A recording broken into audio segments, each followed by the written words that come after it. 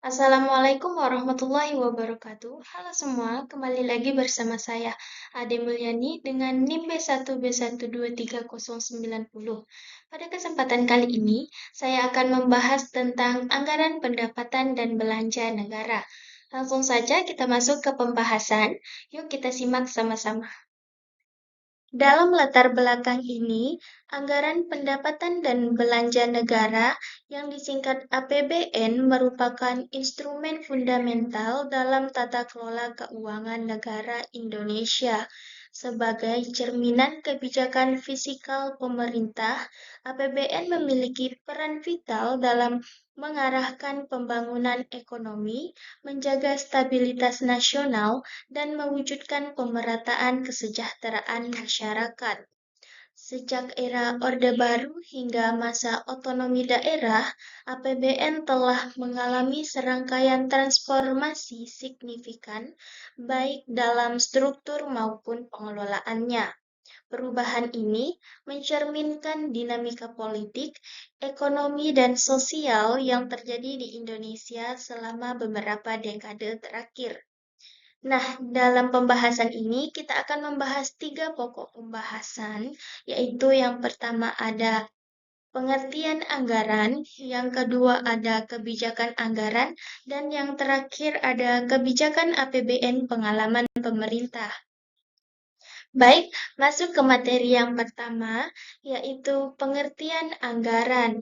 Di sini, yang dimaksud dengan pengertian anggaran atau budget ialah satu daftar atau pernyataan terperinci tentang rencana penerimaan dan pengeluaran untuk suatu kegiatan dalam jangka waktu tertentu yang biasanya bisa 1 tahun. Disebutkan pula bahwa anggaran adalah instrumen akuntabilitas, manajemen, dan kebijakan ekonomi. Sebagai instrumen kebijakan ekonomi, anggaran berfungsi mewujudkan pertumbuhan dan stabilitas perekonomian serta pemerataan pendapatan dalam rangka mencapai tujuan bersama. Sebelumnya, dalam pengertian anggaran terdapat perbandingan mengenai sistem anggaran yang ditampilkan oleh kedua format APBN masa Orde Baru dan masa era otonomi daerah. Di sini yang akan saya bahas pertama yaitu APBN pada masa Orde Baru. Pada era Orde Baru, APBN dikelompokkan menjadi dua sisi, yaitu sisi penerimaan dan sisi pengeluaran. Di sisi penerimaan, pengelompokan dibedakan menjadi kelompok penerimaan dalam negeri atau penerimaan rutin dan kelompok penerimaan pembangunan. Di sini pos penerimaan rutin jauh lebih besar daripada pos penerimaan pembangunan. Dalam pengeluaran rutin, anggaran belanja pegawai merupakan bagian yang dominan diikuti dengan anggaran subsidi daerah otonom dan pos belanja barang.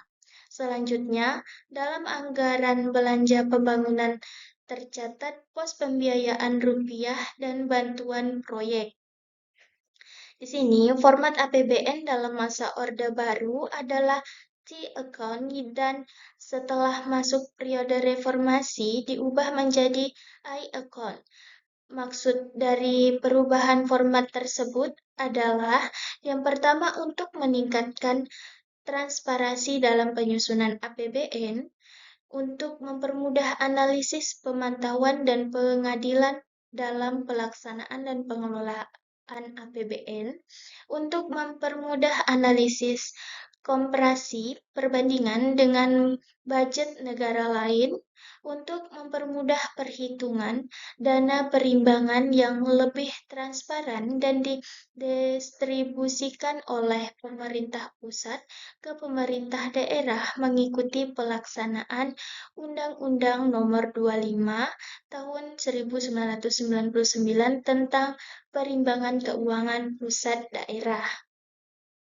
Lanjut ke yang kedua, APBN menjelang akhir masa Orde Baru. Selanjutnya, sebagai perbandingan mengenai sistem anggaran yang ada pada APBN tahun 1997 atau 1998, menjelang berakhirnya pemerintahan Orde Baru, pos penerimaan dalam negeri dikelompokkan menjadi pos penerimaan dari minyak bumi dan pos penerimaan di luar minyak dan gas alam. Penerimaan di luar minyak dan gas alam sebenarnya berupa penerimaan yang berasal dari pajak, di antaranya berupa pajak penghasilan, pajak pertambahan nilai, cukai, pajak ekspor, dan pajak bumi. Yang ketiga ada APBN masa Orde Baru Otonomi Daerah. Umumnya, setiap anggaran belanja dikelompokkan menjadi pos penerimaan dan pos pengeluaran. Tetapi, pos-pos yang ada di dalam sisi penerimaan dan sisi pengeluaran dalam era otonomi daerah berbeda dengan yang dianut pada masa pemerintahan Orde Baru, seperti pos pemerintahan negara, pos keseimbangan primer, pos surplus atau defisit, dan pos pembiayaan bersih. Pada tahun 2007 sampai 2009, Orde Otonomi Daerah menunjukkan macam penerimaan negara dan pengeluaran negara dalam suatu negara. Di sini, penerimaan dalam negeri dibedakan menjadi dua, yaitu penerimaan pajak dan penerimaan negara bukan pajak. Selanjutnya, pengeluaran negara dibedakan menjadi pengeluaran pusat dan pengeluaran untuk daerah, di mana alokasi anggaran pengeluaran untuk pemerintah pusat lebih tinggi dibanding dengan pengeluaran untuk daerah, yaitu 1 kali lipat dari pengeluaran daerah. Langsung saja kita masuk ke pembahasan yang kedua, yaitu kebijakan anggaran. Pada umumnya, anggaran dapat dipakai sebagai alat untuk mempengaruhi kecepatan peningkatan nasional, memperluas kesempatan kerja, maupun mencapai distribusi penghasilan yang merata dalam suatu negara.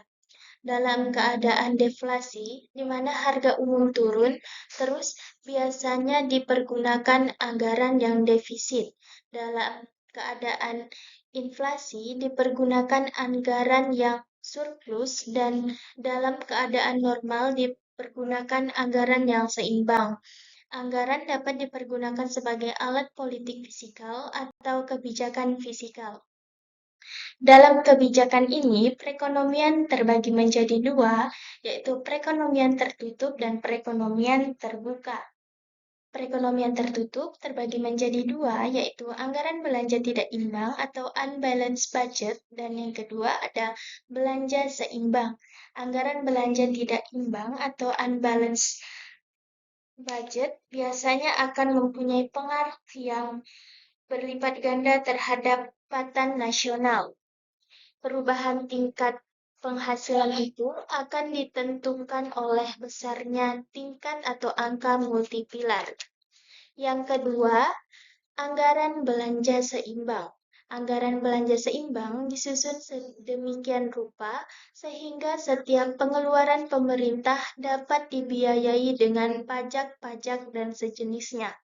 Kalau pajak di sini bersifat lamsan dan setiap pengeluaran pemerintah dibelanjai dengan penerimaan pemerintah dari pajak, maka kebijakan ini akan menaikkan penghasilan sebesar 1 satuan.